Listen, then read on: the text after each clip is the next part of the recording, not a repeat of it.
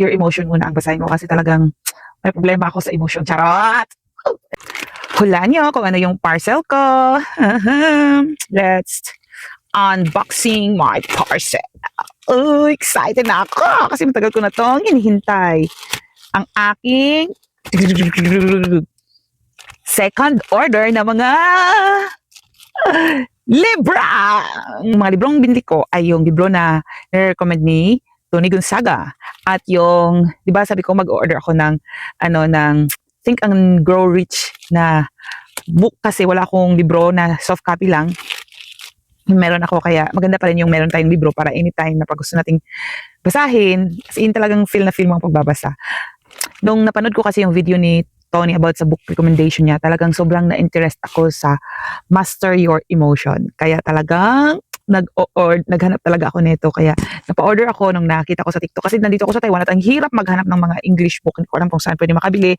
Buti na lang sa kakascroll ko ng TikTok ay nahanap ko yung premium shop. Kaya doon ako nag-order sa kanila ngayon ng mga libro na gusto kong basahin at isa itong Master Your Emotion.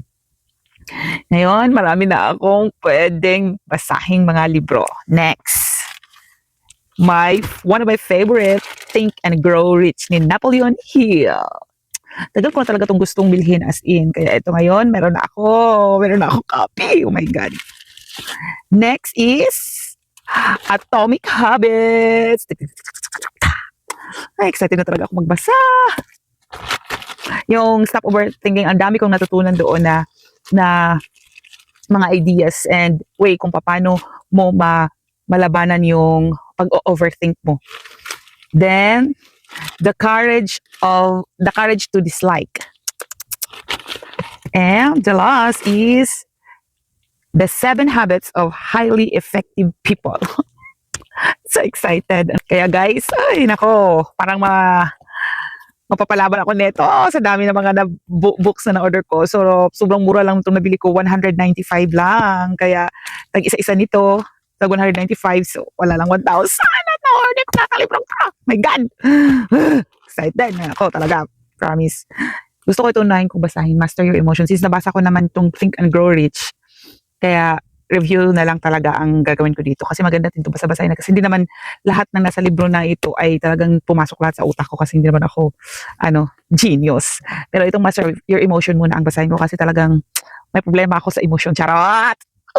Basta excited na ako. A practical guide to overcome negativity and better manage your feelings. Talaga kasi grabe talaga yung negative thought na dahil ang bilis kong mag-isip talaga ng negative. Kaya parang I really need this book. Tsaka itong Atomic Habits, guys, an easy and proven way to build good habits and break bad ones. So, diba? I'm so excited.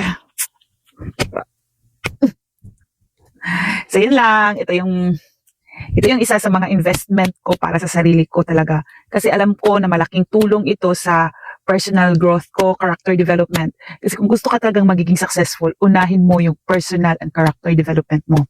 Dahil yun yung isang weapon mo para magiging successful ka. Okay? So, let's read the book! Bye!